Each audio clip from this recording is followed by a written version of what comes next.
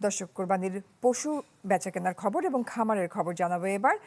বিস্তারিত জানাতে ব্রাহ্মণবাড়িয়া এবং নীলফামারী থেকে আমাদের সাথে যুক্ত হচ্ছেন আমাদের সহকর্মীরা। শুরুতে চলে যাবো ব্রাহ্মণবাড়িয়াতে, রয়েছেন প্রকাশ দাস। প্রকাশ, আর মাত্র 4 দিন বাকি ঈদুল আজহার, পশু বেচাকেনার খবরাখবর জানাবেন আমাদেরকে। জি জয়ী, আর কয়েকদিন পরেই কিন্তু ধর্মপ্রাণ মুসলমানদের সবচেয়ে বড় ধর্মীয় উৎসব পবিত্র ঈদুল আজহা, এবং এই ঈদুল আজহার দিনে কিন্তু স্রষ্টার সন্তুষ্টি লাভের জন্য পশু কুরবানি দেওয়া হয়ে থাকে, এবং সেই চাহিদাকে লক্ষ্য রেখে ব্রাহ্মণবাড়িয়া জেলায় প্রায় 15,000 খামারি 1,32,000 বিভিন্ন ধরনের কুরবানিযোগ্য পশু উৎপাদন করেছেন, যা কিন্তু এখন ইতিমধ্যে খামারের পাশাপাশি যে হাটগুলো রয়েছে, স্থায়ী এবং অস্থায়ী হাটগুলোতে বেচাকেনা চলছে।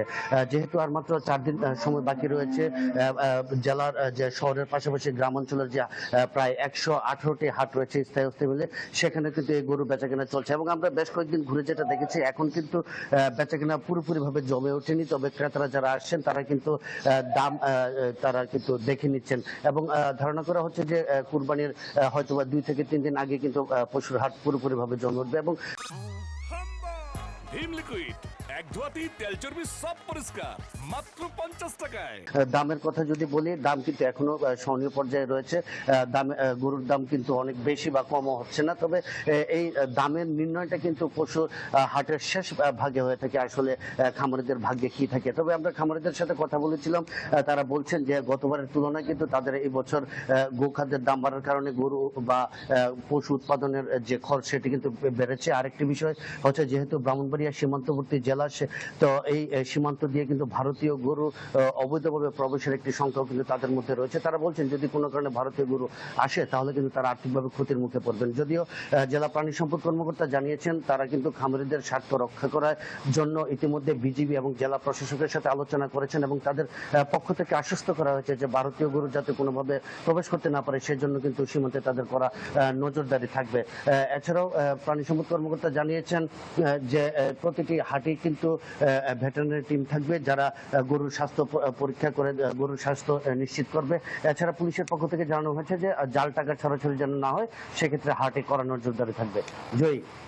প্রকাশ, ধন্যবাদ আপনাকে ব্রাহ্মণবাড়িয়ার খবর জানানোর জন্য। দর্শক, নীলফামারী থেকে যুক্ত আছেন সহকর্মী রায়হান শোভক্তগিন।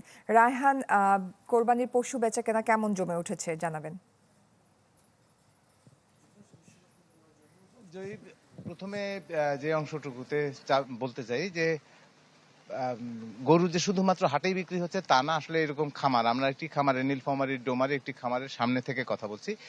এই খামারে আমি এসে দেখেছি যে এখানে প্রায় অর্ধেকের একটু বেশি গরু বিক্রি হয়েছে। এই খামারি আসলে দুশ্চিন্তায় রয়েছে যে তার সবগুলো গরু, যেহেতু এইবার দামে তার যে উৎপাদন খরচ, এই গরু প্রস্তুত করতে তার যে খরচ হয়েছে সেই টাকাটা উঠছে না। হয়তো হাটে নিয়ে গিয়ে সে দেখছে যে যে পরিমাণ তার আকাঙ্ক্ষা ছিল সেই আকাঙ্ক্ষা তার পরিপূর্ণ হচ্ছে না, ফলে অনেক গরু কিন্তু তিনি রেখে দিবেন পরবর্তীতে মাংস হিসেবে বিক্রির জন্য।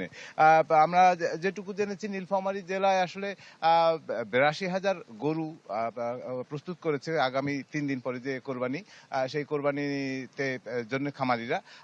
এখানে চাহিদা সব মিলিয়ে এখানে 2,85,000-এর মতন কিন্তু কোরবানির পশু প্রস্তুত রয়েছে। এই চাহিদার বিপরীতে এই যে প্রস্তুত করেছে সরবরাহ, তার বিপরীতে কিন্তু প্রায় 50,000 উদ্বৃত্ত থেকে যাবে, এরকম হচ্ছে পশু প্রাণী সম্পদ অধিদপ্তরের যে বর্ণনা, সেই অনুযায়ী যে প্রায় 50,000 পশু এখানে উদ্বৃত্ত থাকবে। সেই উদ্বৃত্ত পশু প্রত্যেক বছর যেটা হয় যে দক্ষিণ অঞ্চল থেকে ব্যাপারীরা বা পাইকারেরা ট্রাকে করে করে নিয়ে যায় এখান থেকে, কিন্তু এবছরে সেটি অনেক কম হয়েছে। ছোট গরুর দাম অপেক্ষাকৃত বড় গরুর তুলনায় বেশি। যদি আমি গরুর মাংস দামের কথা বলি, তাহলে বলতে হবে যে 2 মণ ওজনের বা 2.5 মণ ওজনের একটা ষাঁড়, তার দাম কিন্তু এখানে 50 থেকে 60,000 টাকার মধ্যেই পাওয়া যাচ্ছে। এই হচ্ছে এখানকার চিত্র। রায়হান, ধন্যবাদ আপনাকে। দর্শক, ব্রাহ্মণবাড়িয়া এবং নীলফামারী থেকে জানছিলাম ঈদুল আজহা উপলক্ষে পশু বেচাকেনার খবরাখবর।